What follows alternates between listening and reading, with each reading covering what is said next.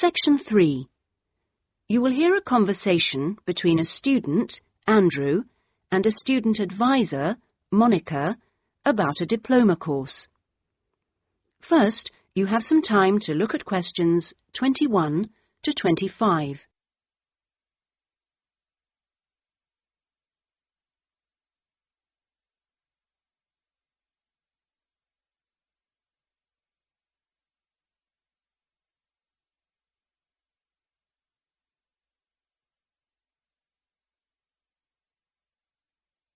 Now listen carefully and answer questions 21 to 25. Excuse me, I was told to come here for advice about management diploma courses. You've certainly come to the right place. Hi, my name is Monica. Nice to meet you. My name is Andrew Harris. So, Andrew, have you seen our diploma course prospectus yet? Yes, I've already looked at it. In fact, I thought the information on course content was really useful. But I'm afraid I'm a bit confused by all the different ways you can do the course. Full-time intensive, part-time, and so on. Mm-hmm. Well, let's see if I can help. I think each course type has its advantages and disadvantages, so it really depends on you, your own study habits, and your financial circumstances, of course. Are you working at the moment? Yes, I've been working in the administration section of the local hospital for the last 3 years. Mm-hmm. And before that, I worked in the office of a computer engineering company for 2 years. So I've got about 5 years of relevant work experience. Mm-hmm. And what I'm hoping to focus on is personnel management. I see. And are you planning to leave your current job to study, or are you thinking about just taking a year off? I want to know what my options are, really. I don't want to quit my job or anything, and my employers are keen for me to get some more qualifications, but obviously it would be better if I could do a course without taking too much time away from work. Right. So you don't really want to do the full-time course, then? No, not really.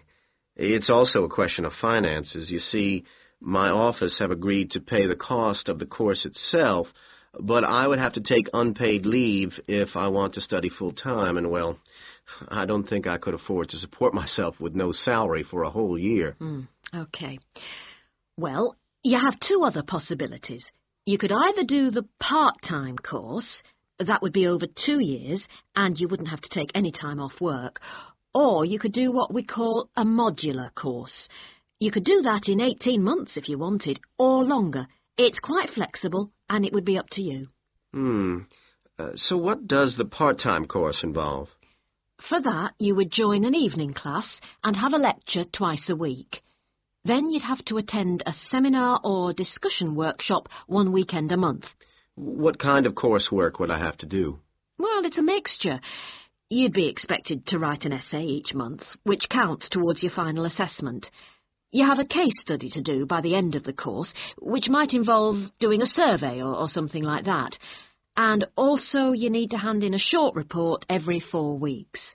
So that's quite a lot of work then, on top of working every day. It sounds like a lot of studying, and really tiring. Yeah, you certainly wouldn't have much free time. Before you hear the rest of the conversation, you have some time to look at questions 26 to 30.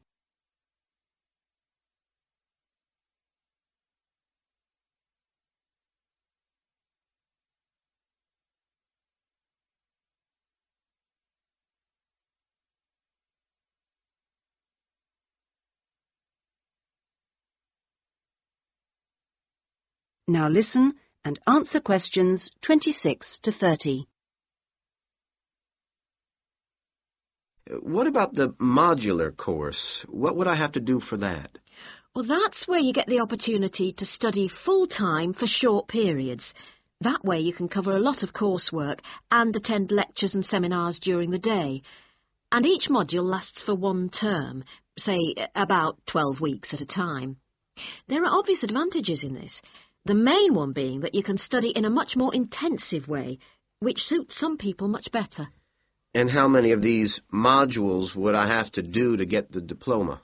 The current programme is 2 modules, and then you have to choose a topic to work in more depth.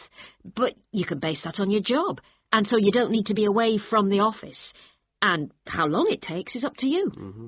The important thing is that you don't have to study and work.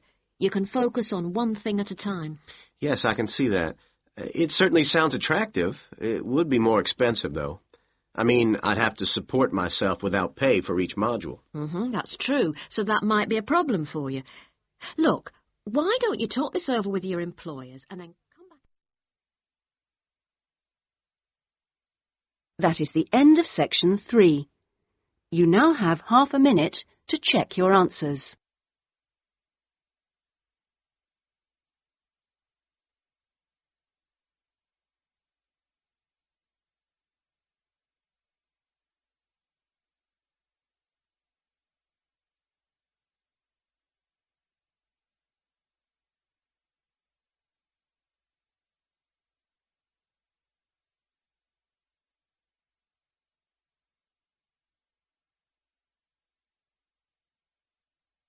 Now turn to section 4. Section 4. You will hear part of a lecture given by an economist about North American women's attitude to money and saving. First, you have some time to look at questions 31 to 40.